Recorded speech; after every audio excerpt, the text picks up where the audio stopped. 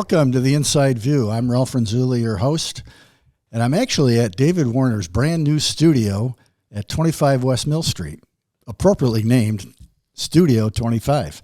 You're putting a plug in for me right at the beginning? I am. I don't normally do that. I know you don't. I don't ever get on here, but you said my name. So anyway, this is really nice. This looks really cool. It's comfortable. Good luck. Congratulations. Thank you. It's terrific. And while I'm at it, thank you for all the behind-the-scenes work that you do in producing these things for me and the other podcasters. We appreciate it. I'll even put myself on the camera for a minute for you. Wow. Yeah, I went big time. So this is actually my fourth episode of The Inside View, and I'm very happy to have with me today our police chief, Robert Thomas. Chief, thanks for coming in. I appreciate you taking the time. Welcome. Thank you for the invitation. Appreciate being here. Oh, terrific. I'd like to start out with just a little bit of background on you. Where were you born and where did you grow up? I was born in Rome, New York, and my parents moved around quite a bit. Wound up going to school most of my time up at Camden, but during high school we had a reason to move back to Amsterdam, where my parents were from originally, and that's where I graduated from back in a long time ago, 1983. So. Amsterdam was quite an experience, moving from a farming community to a city like that. Okay.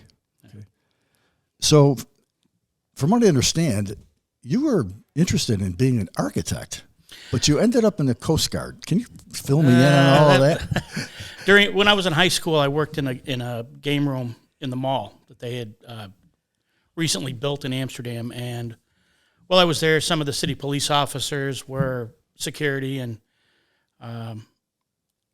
one of them befriended me, and we started talking while I was running the room because the new games, everybody was playing them. And he's like, you don't want to do mechanical engineering. You don't want to do any of that other architecture or anything like that. You want to be a police officer. I'm like, I never even considered it, never really thought about it. And I did a ride along with him for 4 hours, and most boring 4 hours of my life with 5 minutes of excitement. And that pretty much switched my whole path. And to this day, I still curse the man out when I see him. I could be wealthy and, doing something original. But once I had changed my mind, I went to college, a couple different places, trying to figure out, what was going to be a good fit for me if this was right. And one summer, it was summer after my first year, really. I went to two different schools, 2 different semesters, and came home on a summer break and decided that, let's see what we can do to put some good work in. And I wound up joining the Coast Guard and wound up at boot camp in, I think it was 85. So what was your role in the Coast Guard? Well, just like any other branch of the service, everybody starts out at the bottom. You start out as an E1, E2. Once I graduated from boot camp, I took my first assignment on the Great Lakes at a small boat search and rescue unit. And it was in Alexandria Bay, and it got closed down at the time. Whatever president came in and downsized the forces, and they closed that one station down because our numbers weren't as high as others, and I was transferred out to Niagara Falls. And I was my first 4 years were basically between those 2 units. I did a small teaching stint with Group Buffalo, traveling amongst the stations on the edge of Lake Ontario. But I was ready to get out, and crusty old Master Chief said, hey, listen, I know you're into this law enforcement thing, and they have this new team that they're trying to expand out in California. If you re-enlist, I'll get you an assignment there. And so he dangled the carrot. I took it very foolishly and wound up going to San Diego. It was a good 4-year tour. The team I was at was... it was new. They were expanding. We started in the federal building. Our mission was to do drug interdictions in the Central America region, but not on our cutters. We were small groups, small teams, 4 to 6-man teams that we'd get orders to meet a ship somewhere and hop on a Navy ship. And I spent 4 years on different Navy ships. So doing drug busts, investigations. We boarded a lot of different types of vessels in the Pacific Ocean. So that was quite an experience. That wasn't the only thing we did in that unit, but It was good. You were deployed outside the country, correct? Yes, a couple times actually. I wound up in the Middle East during the Gulf War, just before Desert Storm kicked off in January of that year. We were sent over to help enforce the embargo. There were two Coast Guard teams that were sent with the Navy ships to go over and aid them in the boardings. And we just played a support role. And, I mean, we did participate in all the boardings, but I was on a couple of Navy ships in the beginning, and then just before we started the offensive, the air offensive, we were placed on land and put at a couple of security units. And that's where I was for the first tour. And when I came home, I did a couple other things with Tacklet, and then wound up going back a second time. And the second time we were over there to instruct other navies. So I got to see a lot of the Middle East, several different countries. As I recall, it was Bahrain and Qatar and Oman and Saudi Arabia. Some of the other countries, like the British, we trained with them. That was the second tour. And then I deployed a third time to the Marshall Islands for one of the cutters pinched one of the freighters with about 300 or so Chinese trying to immigrate and illegally enter the country, and we stopped them. The Coast Guard stopped them, and we went down to help with their forces at the Marshall Islands on Kwajalein Atoll. So, and that was it. Then I discharged, and we chose to come back to New York. It's always good to get a taste of other cultures. I saw a lot of cultures over there. I was trying to learn some of the language. It's a very complicated language, and it's you got to really be immersed in it, and I couldn't commit to it because we were all over the place. So what law enforcement education and training did you receive that would apply to what you're doing now? Well, the core principles are basically the same about, contacting an individual, understanding the laws, talking to people, being investigative, and then carrying on with procedures for arrest if warranted. And in the Coast Guard, we had a Coast Guard boarding officer school, which was 8 weeks. I think we're going back a long ways. Yeah. But it was in Virginia, Yorktown, Virginia, and it was a Coast Guard police academy, basically. And it gave me a little bit of a foundation for what I would encounter when I came back to civilian sector. And when I came back in 92, 93, when I came back to New York, I went to a police academy probably within the year, and a lot of that laid a great foundation for the academy. My academy experience was pretty awesome, because I already had an idea what I was looking to do and what I needed to do in order to accomplish the job. So, what is your approach to policing in a small town like Little Falls? Well, my approach to policing has changed considerably. I mean, when I originally went to the academy as a younger guy with a lot of energy and a lot of ideas, I was pretty aggressive when I worked at Gloversville Police. Worked with a lot of great people up there and had some great leaders. But then when I shifted to a smaller community as a chief, I had to take a more hometown approach. And I tried, in the beginning it was rough because there's a transition period. And I won't say it was an easy, fast one, but it after a while I did learn that we need to approach things a little differently and try to be a little bit more. You have to be a lot more transparent and a little bit kinder, even to those that are trying to take advantage of the police. So, as far as Little Falls goes, I mean, this has been an easy community to work with. I mean, I'm trying to,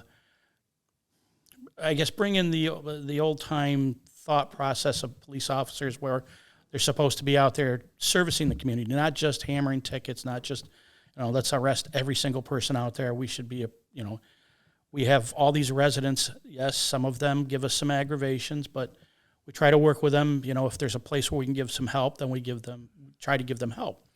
And to that end, I guess we'll see after I retire if I've been successful in any of that thought process, when the next man takes over, or woman. What would you say is your most important responsibility as chief? Well, it's all very important.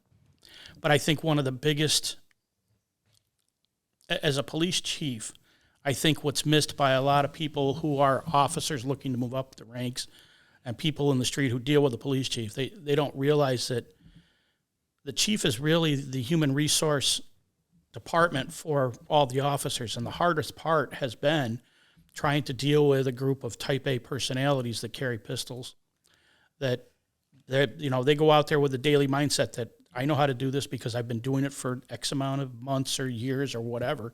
So they have the opinion that they're always on the right track.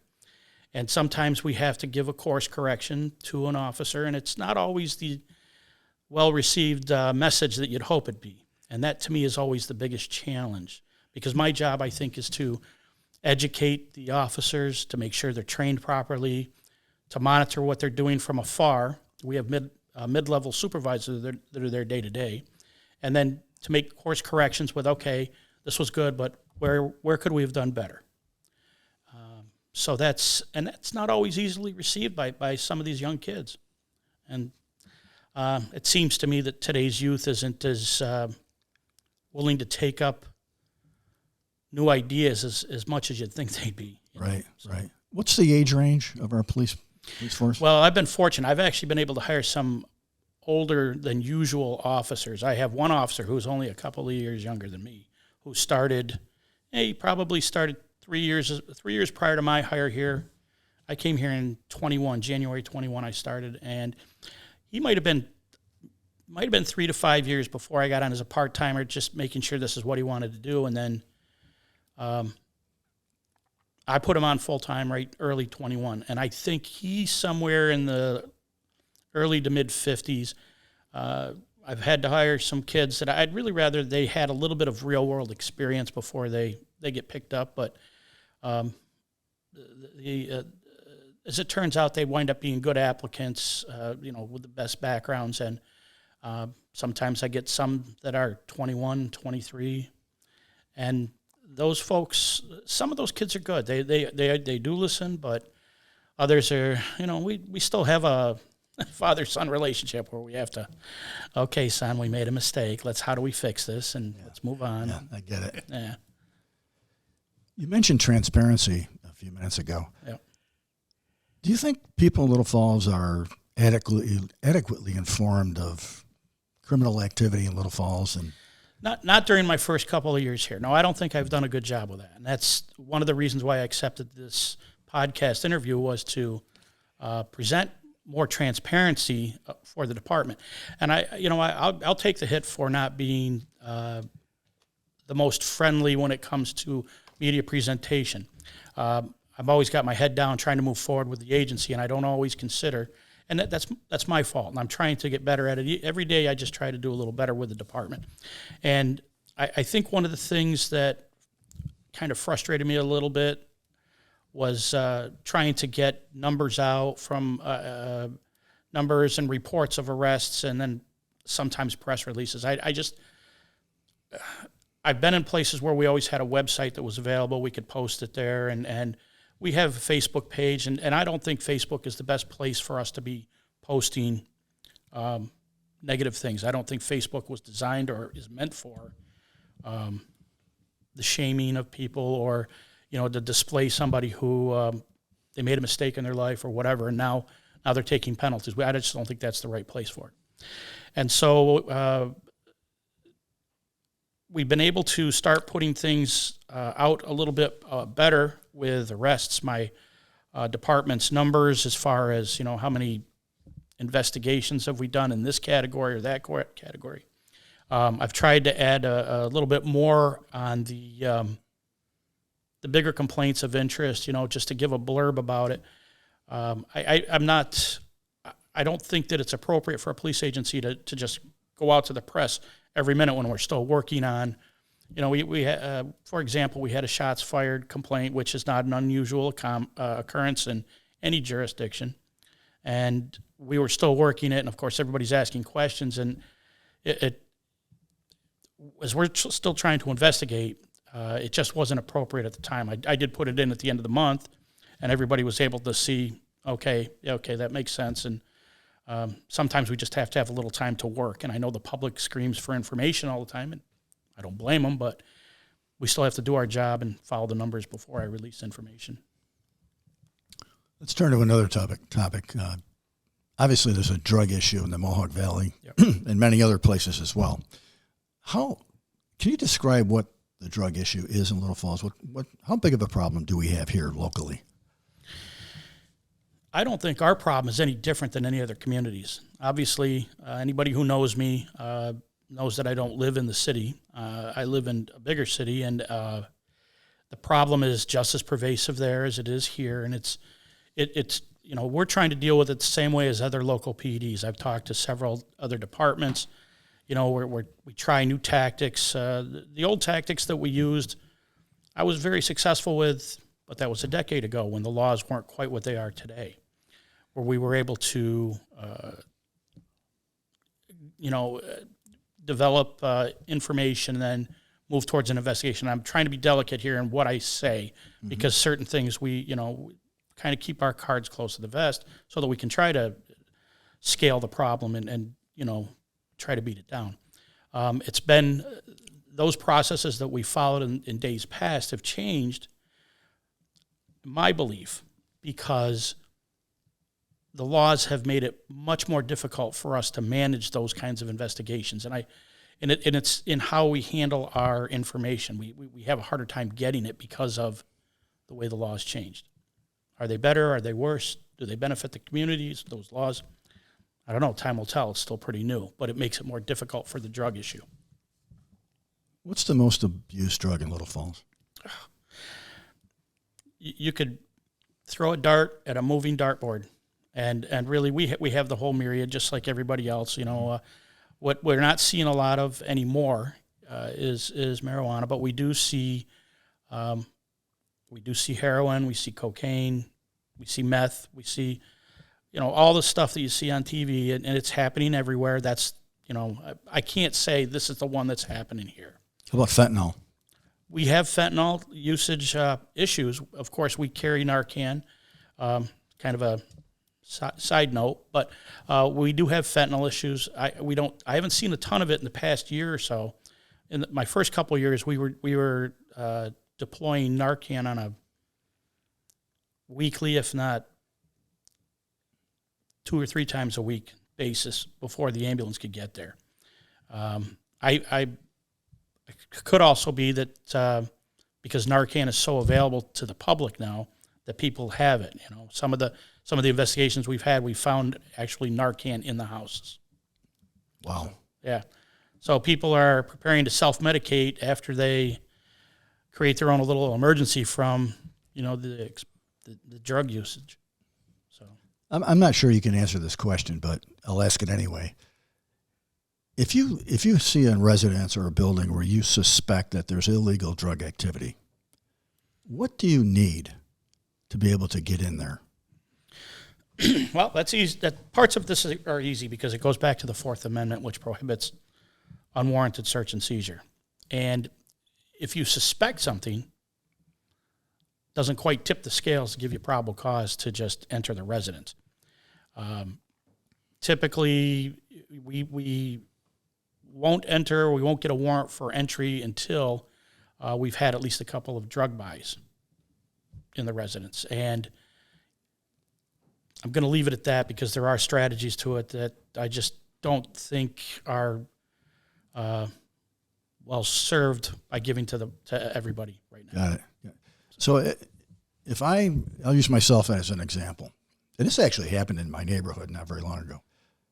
I saw what I thought was something strange, where this one particular car kept pulling up to this home, like every day, it seemed. Mm-hmm. I'm probably exaggerating a little bit, but it was several times a week. It would pull up, stay there maybe 5 minutes, and leave.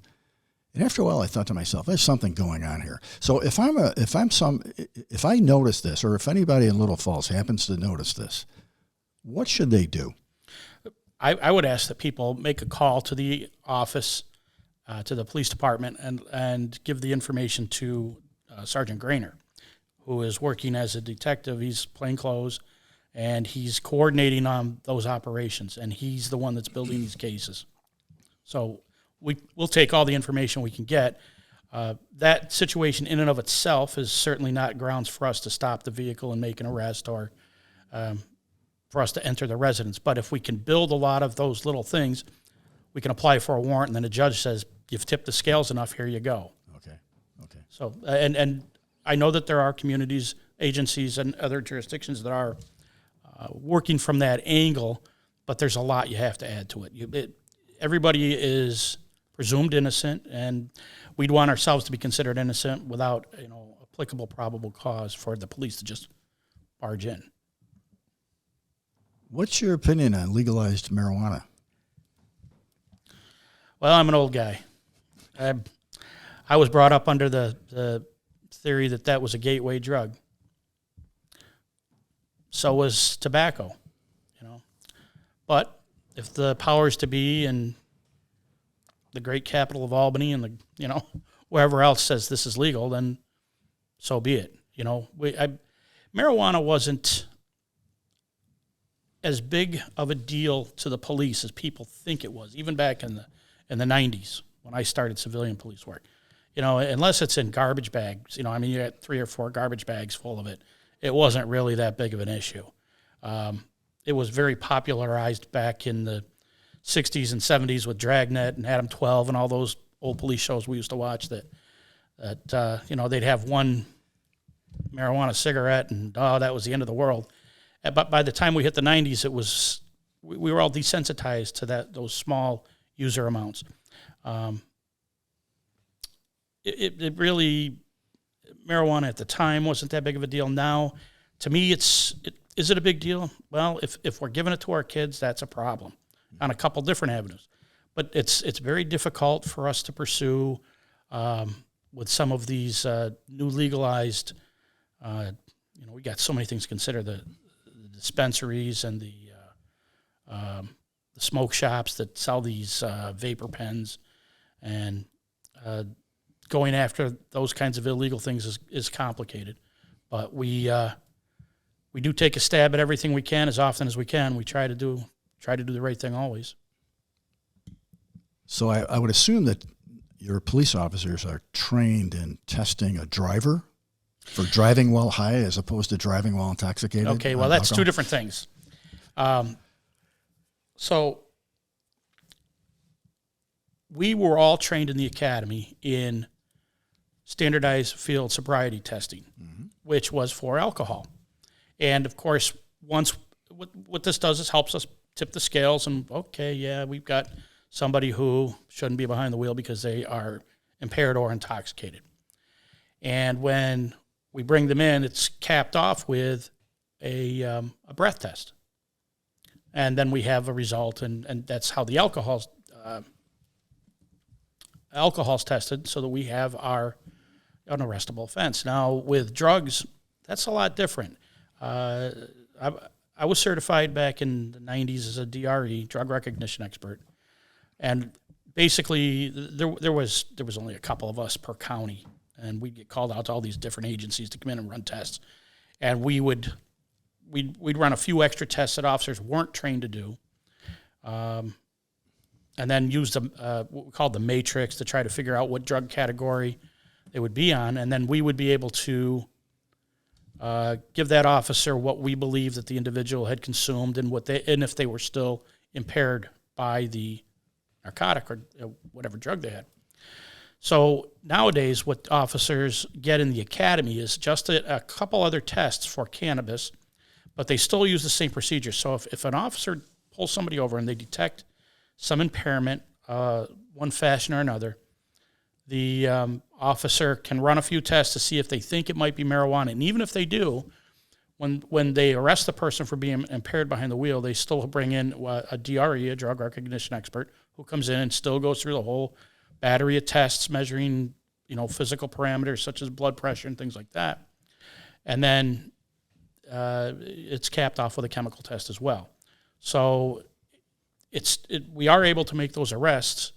I don't think that they are yet being trained in the academy as well as they should be to detect that. I think that everybody's still so sold on alcoholic beverages. If the driver doesn't consume too many, I think they need to really drive more towards the academy on that. And I because I've run a couple of academies, I know what's being taught in them. And if we have free time at a school, we try to add a little bit of a side course in it. But money being what it is, academies only have so much time to get somebody on the street. Right. Yeah, so, Well, I think that's a good time for a short commercial break. We'll be right back. Visit My Little Falls and stay connected with the latest news, information, and events in the city and the area.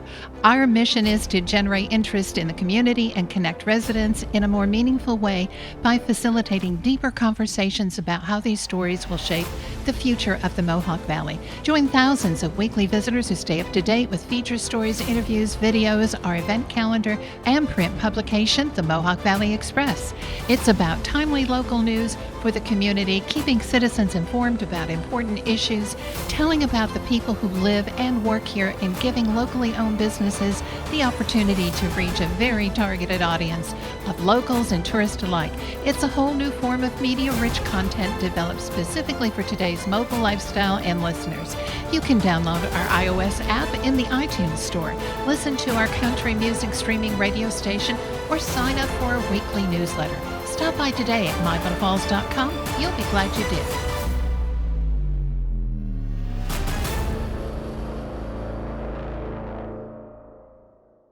And welcome back to the Inside View. We're here with Chief Thomas. So, Chief, what would you say is the biggest challenge that our police officers face every day on the street?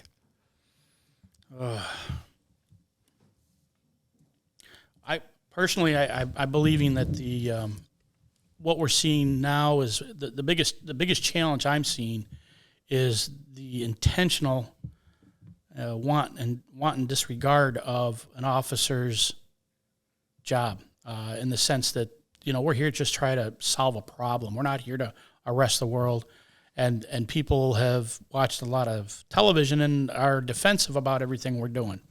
If we're trying to help you out, we get no answers. We know we go to houses where people nowadays are getting ambushed. So the officer's safety is our biggest concern, and it's the one item that still keeps me up at night, wondering, how are the guys doing? Do we have any issues? They're trying to talk to people, and I think that the attitudes in this country in general have really gone way down towards police officers. It was bad enough to begin with when I started, and I think it's even worse. And because of that gives the officers a lot more pause. It gives the municipalities, including Little Falls, some difficulties in hiring because people don't want to deal with that. They're watching what's happening on the news. They see that officers are getting injured, killed, ambushed, and it certainly is not an appealing type of profession. Yeah, there were 3 federal guys who were shot and killed the other day, right? Yeah, down in North Carolina, I believe. Wasn't it Charlotte? Charlotte, yeah, I believe so. Yeah. Pretty bad stuff. Yes. So what do our guys spend the most time on? I don't want them focusing on any one thing because police work has so many facets to it. The day shift, I like to have them out. I want them to be seen. I don't like having the car sit at the station. I know that they do, and it makes everybody crazy. But we have so many reports that we have to do for every little incident we do because I have to protect the city from being sued. That's one of our concerns. But that was a little bit of a tangent. But mostly in the daytime, I want them out there talking to people, not only just handling the calls, but, what kind of issues are you seeing? What can we try to work towards addressing during the day? At nighttime, I like to have them focusing on, let's check for residences and businesses for burglaries. Let's see who's stirring. Where are we going? What are we doing? Not to over exert our investigative skills, without having probable cause. But we in the morning we wind up pretty often getting a complaint about this, that, or the other. And if an officer says, "Hey, I saw this guy," well, then we know we can go back and talk to him. And if they focus too much on just sitting there and writing traffic tickets all day, they're not doing that community service. And so I'm not real harsh on traffic tickets. I used to be when I was a street cop. Oh yeah, that's what all kids do. But traffic stops to me are you could train a monkey to do it. They're black and white. You either passed the stop sign or you didn't. But that's what kids do early on, and I try to get them off of that and push them towards being more of a community service provider. And to work, you get a call, work towards a successful conclusion on solving a problem, whether it's somebody who is homeless or somebody who is who had something stolen from their store, or if there was somebody who was assaulted, whether we need to work towards an arrest. And the same goes for nighttime. I do not advocate them sitting in any one spot waiting to grab that one DWI, to grab that. Those aren't home runs. I mean, yes, we want to take the dangerous drivers off the street, but that is not our complete focus. We're supposed to be a jack of all trade. And if we're not looking at everything, then we're not really doing our job. It's the most dangerous thing they face in this town. Whew. Well, in this town, I think it's domestics, because you're always walking into an unknown. You're always walking into somebody else's house. Cops have always gone into other homes for domestics, and it's obviously a heated situation between 1, 2, 3, 4 parties. You don't know how many. And you know that the house always has weapons. You have a kitchen full of knives. Everybody out this way are hunters usually. So there are guns. Long guns, pistols. I think that's probably the most dangerous situation we're dealing with here. And obviously the traffic stops for, obvious reasons. We're seeing this in the press everywhere. So traffic stops? Well, when you stop a vehicle for something, that's what happened out in Syracuse with the deputy and the officer who was were just killed two weeks ago. And you go walk up to a car and boom, you've got a hostile situation. Sometimes with knives, but usually with pistols. So those are very nerve-wracking too. It's the most common crime in Little Falls. Most frequent. I would say simple assault and harassment are two of our biggest players, and they can come in conjunction with domestic violence, juvenile rivalries, issues like that. People who just don't like each other, they'll take a poke at each other, and I think that's one of our bigger problems. Domestics they're increasing again, but we know we have a problem with drugs. We are working on that, and I don't want to get too far into the investigative portion of that. I think that domestics and the assaults are right up there. I wonder if that has a lot to do with demographics, unemployment, that sort of thing, in any town, not just Little Falls. Well, I'm going to say that's probably research that's above my pay grade. I just have to try to work with what I deal with every day. I do know that in the city I live in, there are lots of dead mills and people who never really left the city. Same up in Gloversville where I started work. When the leather mill business went out, Amsterdam lost the rug business in the early 80s. And when all of these companies left, it left a lot of unemployment. Mm-hmm. And it left a lot of people to not be focused on getting a paycheck every week, So you got all that spare time and a lot of things enter into your mind, problems with your spouse, dating partner, whatever, drug usage increases. I wouldn't think that it's too far off of that, but I don't want to say definitely. So you've been here since 21. Have you seen any changes in trends in crime in Little Falls in that period of time? Can you be a little more definitive? What do you mean? What types of trends are you talking? Well, whether in terms of the various categories of crime or whatever. For example, when you first came here, you were spending a lot of time on one particular thing or two things, and now maybe it's changed a little bit. No, I don't think I've seen an increase or change in trends. I just see an increase in numbers in all the categories, I think. Fueled by what? Could be the drugs, could be unemployment, could be the inflation that's really making people frustrated and angry and somewhat crazy about how they're surviving. Burglaries have remained pretty stoic, pretty status quo. Same amounts. I'm going to say no, that I haven't seen a change in trends. But the numbers are increasing everywhere on everything. Are there any changes that you've done since you've been here that you're most proud of?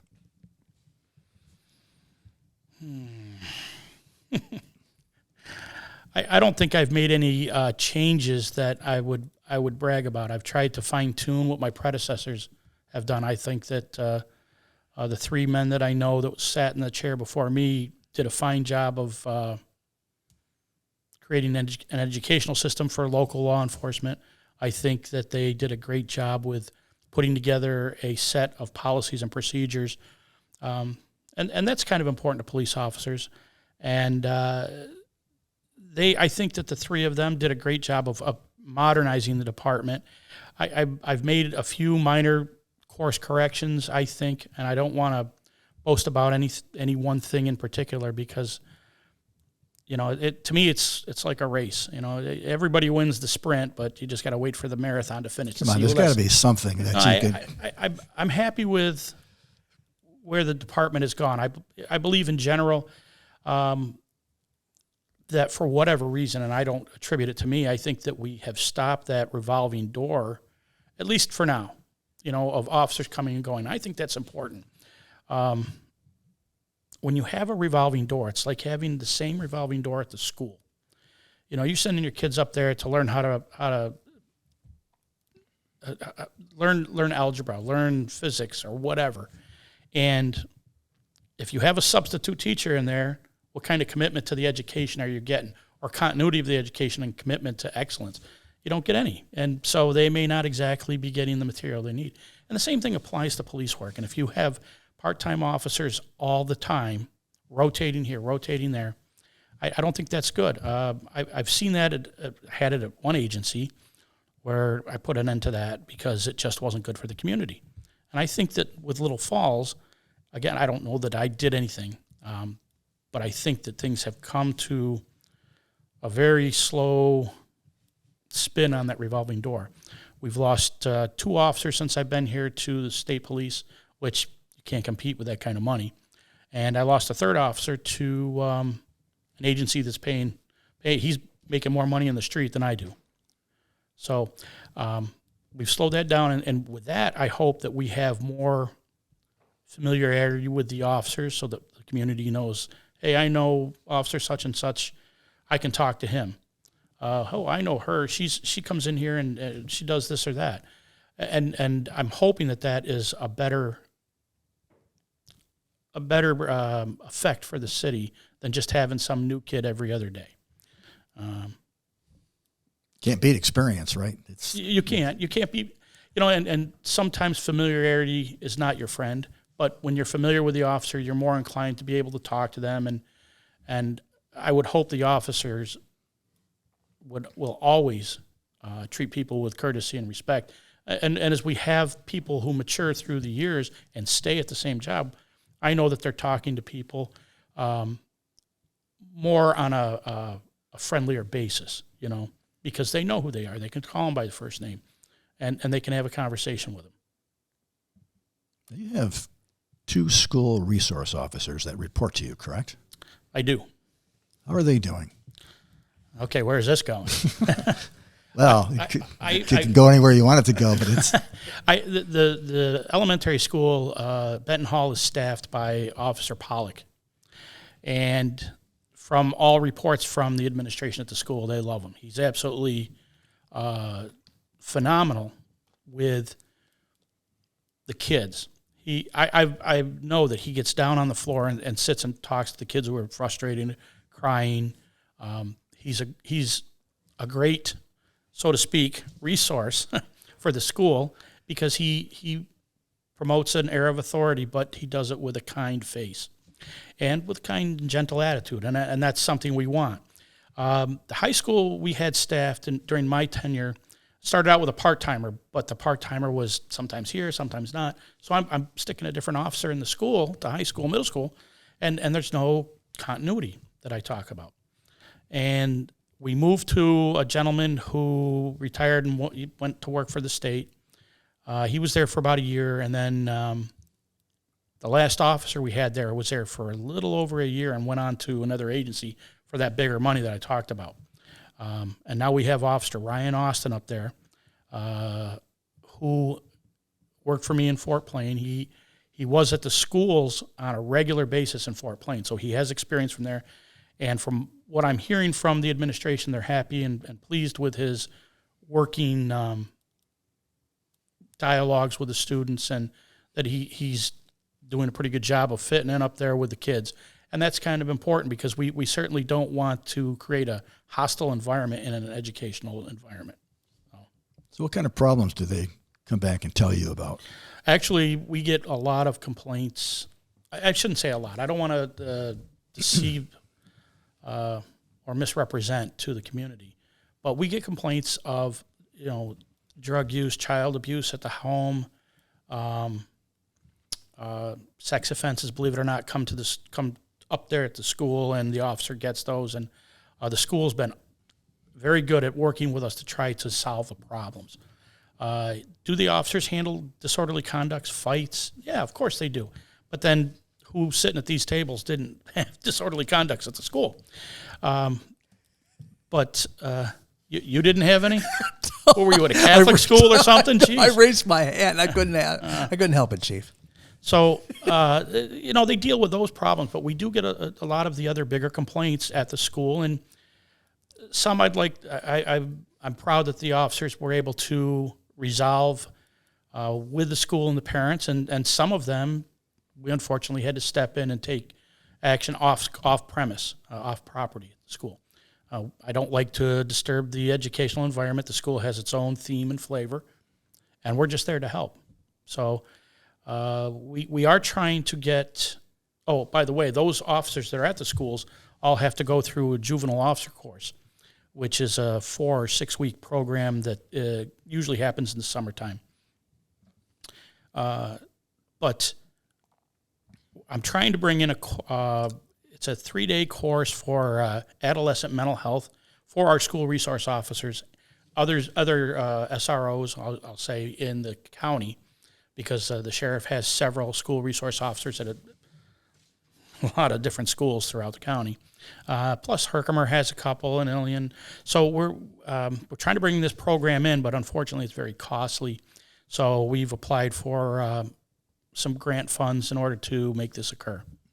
I was going to ask you how you were doing budget-wise, and public safety budgets are never an easy thing because it's not like a budget where you can say this is the money you're going to get, this is what you're going to spend.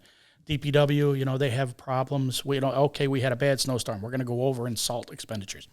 Police departments and fire departments, the police department, let me just say that because that's what I know. 75% of our budget's manpower.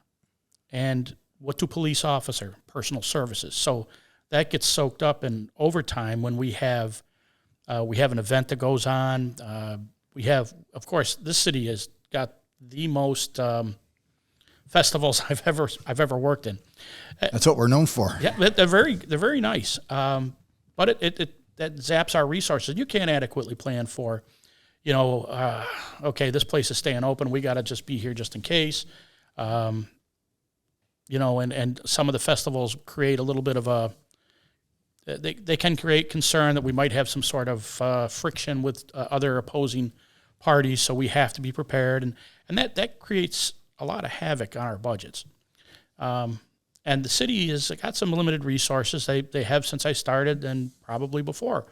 But we are trying to work with a budget. The mayor that I worked for before and the one that we have now, I have been very good about trying to, all right, Bob, let's shift a little bit of funds. You know, we have cars that break down, and they break down often. We got 4 cars, and they run 24 hours a day. It's not like a fire truck where they get to back it in the garage and it's out of the environment. And it only runs when you have an emergency or during training. Mm-hmm. So we get a lot of wear and tear. There's budgetary issues with that.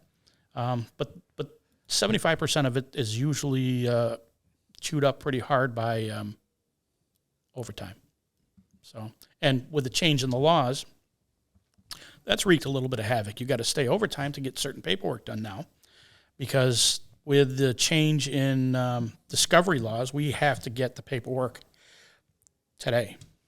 The prosecutor needs that stuff within a 24-hour period in order to release it after review. So, you know, that's not just the officer. That's the supervisor having to stay and say, okay, yep, we can sign off on that and send it away. Let's turn to a different topic. Oh, God, you say that with a smirk. Bail reform. What's your opinion of bail reform and what the governor's doing? I think I know what the answer is, but I have to hear it. Bail reform's a mistake.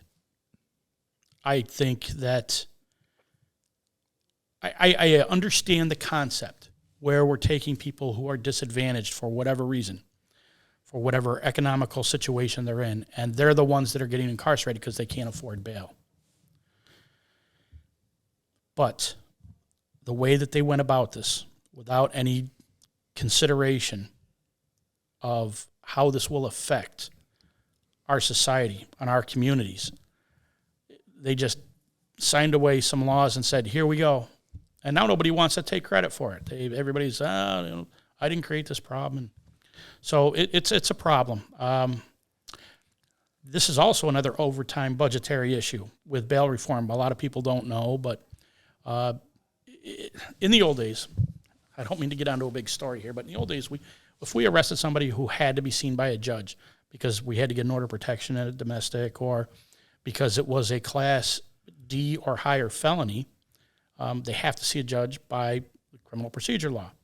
So we would hold them in the cell, and then we'd call the judge. Judge would come in and reign them 24 hours a day sometimes. Sometimes we'd have to hold them a little bit overnight, but I mean, that's course of business.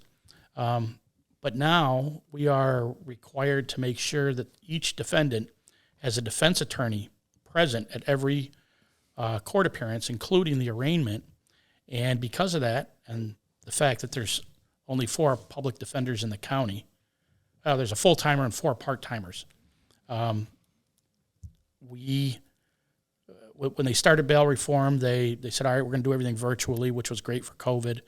And then they did away with the virtual not too long ago, and Herkimer County finally, we've been able to put it off, but now we can't. So now we have to sit with somebody we bring in, and when I have 2 or 3 officers on at nighttime, if I only have 2 on, the sergeant goes home or whatever, I got 1 officer that's sitting with whoever we've got in there, and now if there's a 2-man call somewhere, what do we do? So we're relying on other agencies to help us out. We help other agencies, but it creates overtime. And that bail reform has created quite a kink in our armor, I guess. We downgraded some of the cells. You guys had 8 male cells and 1 female cell, and we had one which was decommissioned a long time ago. It was a mental health cell. They used to hang padding on the walls. So we downsized because nobody in the valley thought we were going back to what we had. So it would cost a lot of money to recondition them. We still hold 1 cell. We still have 1 active cell that we can put somebody in. Have you had any instances where you brought somebody in for, say, a felony or any kind of crime, and you had to let them go because of the new bail laws, and they went out and did the same thing all over again, or a similar crime? Has that happened here? We've got we don't let anybody go because of bail reform. If they've got to see a judge, we have to hold them. We will hold them. If we encounter them in the street for some petty warrant or offense, we try to negotiate them into court. We're not supposed to take a felon and let them just go back on the street and commit crimes. But, if somebody's got a parking ticket or something like that, it's like you just come in and see the court. That's what you got to do, because otherwise we're into double overtime every day, just holding on to, and well, maybe I misunderstood. I thought obviously they have to see a judge, but you're not keeping them very long, are you? It's probably less than 24 hours, I would think. It's supposed to be less than 24 hours, yes. And we haven't had anything that was, at this point, Little Falls hasn't had anything over an 8-hour hold, I think. So theoretically, that person could go out and just hit the street again and do it all over again. Well, and yeah, the heck of it is we got to hold them for the judge. They see the judge can't even put bail on them anyhow. Well, that's what I'm getting at. Yeah, and because they can't put, but we have to, or we're compelled by CPL to hold them to see a judge. So they see the judge and they're back out on the street. Sometimes they may commit that crime or something else. And yes, we have seen that. And we've had a number of people we've dealt with in the street, like, what are you going to do? You're just going to give me a ticket and let me go anyhow, So they just keep on doing what they're doing. And I just don't see anything positive out of the way that they're doing this. I think it can be fixed, but it's going to take work by not just the legislators. They need to communicate with those of us at the bottom level here in the executive branch to try to figure out a good way to do this. And so if you had a seat at the table at a forum or wherever, and they were trying to come up with a solution to this problem, what would you tell them? What's the fix? Well, I don't know that I'd be the guy to sit at a table like that. But you have an opinion. You have your opinion. There was nothing wrong with the way that we were doing things. In the when I first started, you hold them for what they need to be held for. You arraign them. You bring the judge in, but we're capped at 9:00 at night. We can't get to a judge after 9:00, and we have to, instead of Little Falls, now we got to take them to other townships for an arraignment the next morning. And to be fair and honest, the sheriff has stepped in and has actually provided cells now to help us with that holding, but he has manpower issues. He can't get enough COs. So I don't think I can give you a simple answer to that question in that fashion, because there's a lot to be considered here. It's a bigger problem. I'm just the guy at the bottom, trying to keep everybody's head above water. So good enough. I hope so, because I don't have a better answer than that. So you wrote a very nice letter not very long ago about the homeless situation. I think, from what I've observed, I think it's better. Would you agree with that, or am I wrong? I'm not seeing it as much as I was before. I don't know. I look at the world differently than everybody else but I think understanding. I think understanding the homeless problem that we have might be a little bit easier for the public to understand. We can't just arrest somebody for being homeless. I mean, that's not a crime. And part of the problem that if people come and camp out on your property and you catch them and you call the police and you just say, well, just throw them off the property. Well, that just puts them back on the street looking for another place to go sit. Now, I'm not advocating an arrest, but you can't complain about the homeless problem if you aren't willing to work with the police to try to help them. And most of the homeless people that we're dealing with, we have given resource pamphlet after resource pamphlet after resource pamphlet, and people don't agree with me. That they say they want the help. Now, they won't take the help. We've got body cam footage. No, I don't want that. They'll take it and they'll throw it away right there in front of us. So back towards what you were talking about, the weather's getting warmer. I think you're going to see a little bit less of them in the buildings next door to you or down the street or whatever. And the few that we have will probably camp out on public lands somewhere until they get moved along. And we don't come in and upheave people. It's up to the property owners if that's what they wish to do.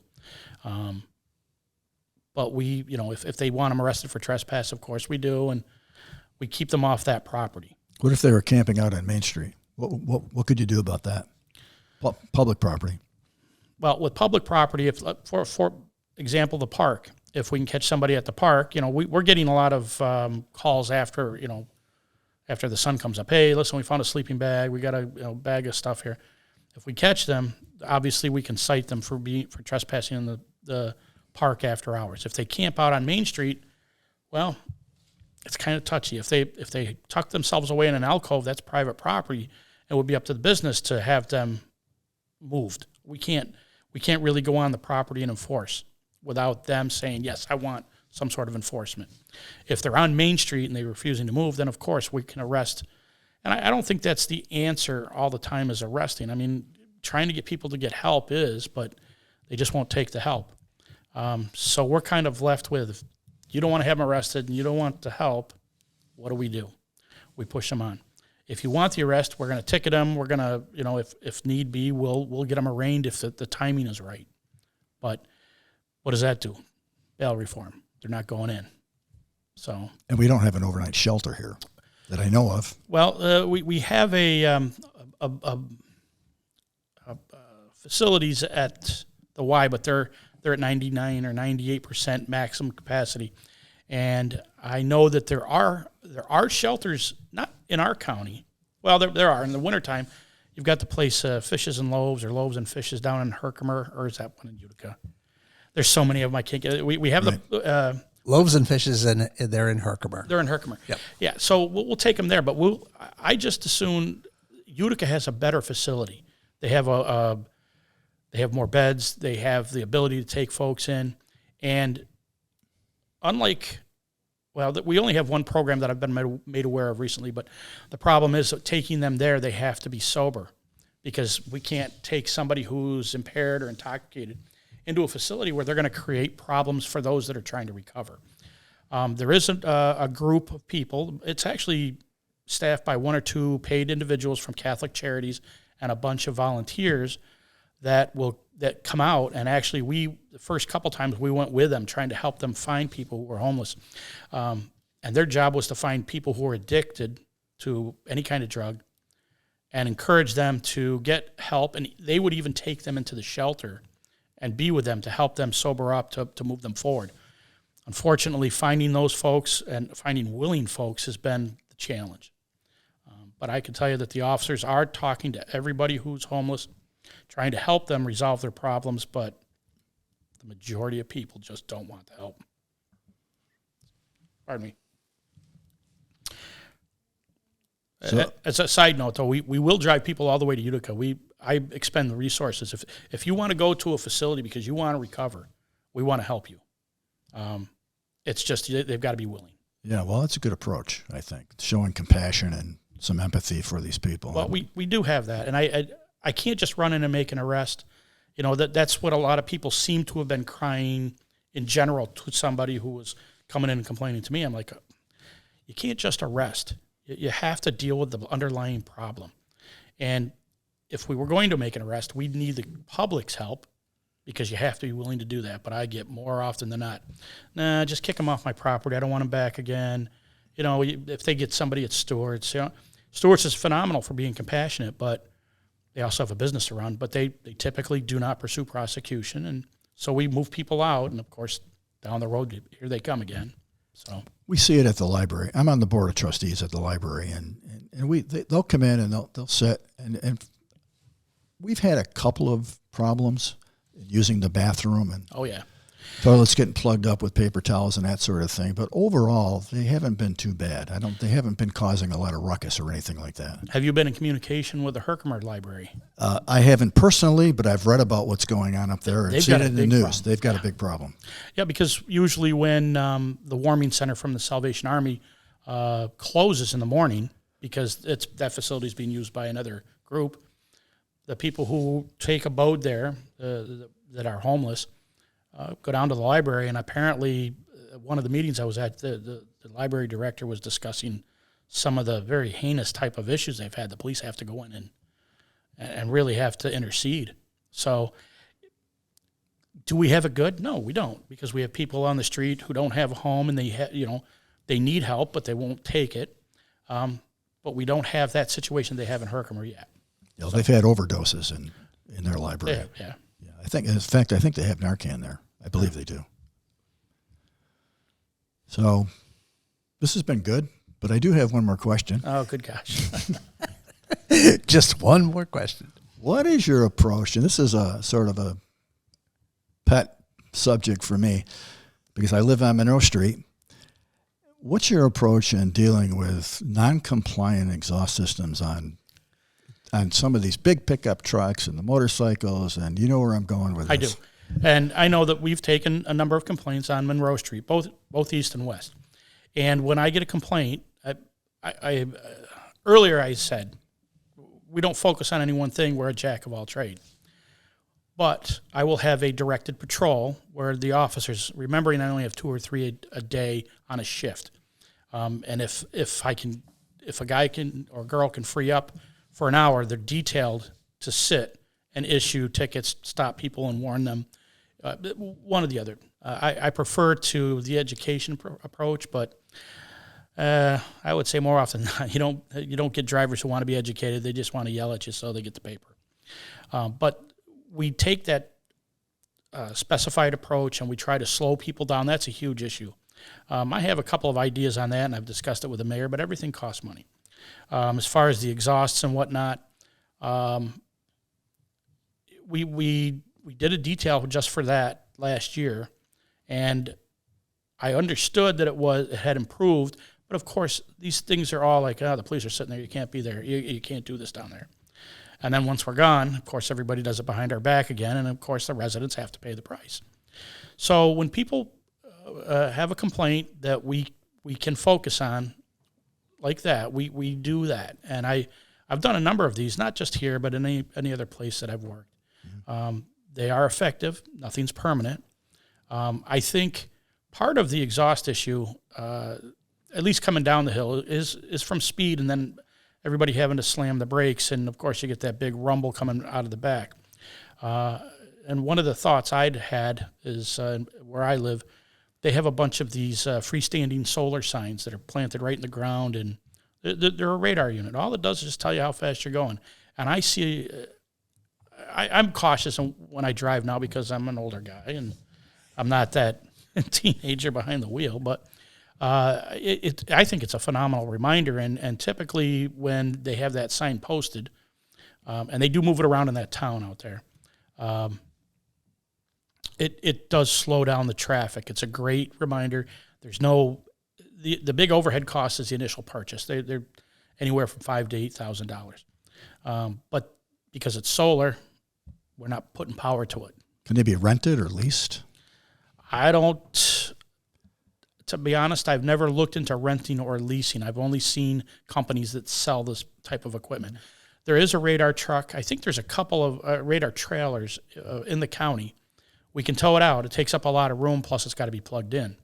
So in where I'd been before, we had... made arrangements with a homeowner because that was usually the person who was complaining, they're going too fast. Okay. Well, we're going to drop a trailer in your yard. We're going to plug it into the side of your house, and it's going to chew up your electric. But we're going to get a readout. We're going to see what the speeds are, and we can go from there. But I like the independent signs because it doesn't cost money after purchase, typically, other than the time that like John Sullivan would have to take to plant the thing. And whatever minor maintenance we'd have to do. Unfortunately, they don't record like the trailers do. The trailers will do this recording, and you can see trends. You can see what the highest, you can see all the speeds. And sometimes it doesn't work out the way the person who files a complaint thinks it's going to work out. So that's just a little caveat to what could happen. I think they're effective. If you recall, when you go to Utica, you're just coming into the city from 5S. There's one of those speed signs there. Mm-hmm. And I've noticed people hitting their brakes constantly as they're going past that. It's a great reminder. It's a reminder. It's not a stoplight, and it's not a sign that just sits there hanging in the weather. It's lights, and it tells you exactly what you're doing, and it makes you look down. Holy moly, how'd I get that fast, Yeah. So I think that those could be effective. Quite frankly, there's a couple places in the city that I think they need to go, not just Monroe Street. But I also understand the concept of the traffic safety committees. We've got a lot of signs already in the city, and we don't want to crumple the view. And I agree with that. You guys have a beautiful city here. I mean, putting more signs up is such a... But there are actually very few speed limit signs. There are. I mean, but I mean, it's the signs are posted as you enter the city from all avenues, and you're an adult behind the wheel. You know what the speed limit is. You would think. I had somebody tell me, well, I come out of the school. There's no speed limit there, no speed sign there. I said, really? I said, you go into the men's room, you come out, do you know you were in the men's room or not? There's no sign that says you were in there. Yeah. Of course, that was a long time ago, and the guy pled guilty to the ticket. But I just think that I think that if we started with one, we could see how it works out, But it's worth a shot. Yeah. So I said I had one more question, but I lied. I see how this interview is going. Yeah, this is one of those. No. Okay, go ahead. Yeah. There's the final one. I promise. What keeps you up at night? Everything. I don't sleep well. I never have. I'm a bad insomniac. I couldn't sleep in the service. But the things that bother me about Little Falls that keep me up at night literally is the safety of the department, the safety of the citizens that are interacting with the officers, because we don't want anybody to get hurt at all. And I sit back and wonder, every night, what are the guys and girls doing out there? Are we being safe? Are we treating people safely? So yeah, I stress over that every day. I worry about big evolutions coming in, and I don't think there's a chief on the planet that doesn't worry about what happens. We go through our mind 1,000 times. What happens if we have an active shooter in the morning, or what happens if we have, a big explosion, or whatever. These things, they keep us up, and I'm no different than any other chief. I've just been doing it longer than a lot, so I haven't gotten any sleep in about 20 years. Well, it's a great message, and I want to thank you for doing this. I've enjoyed it. I hope people who are watching this have enjoyed it. Very informative. Thanks for taking the time, Chief. I really appreciate it. Thank you for having me, Ralph. And that's it for episode 4. I'm Ralph Renzulli, your host. See you next time.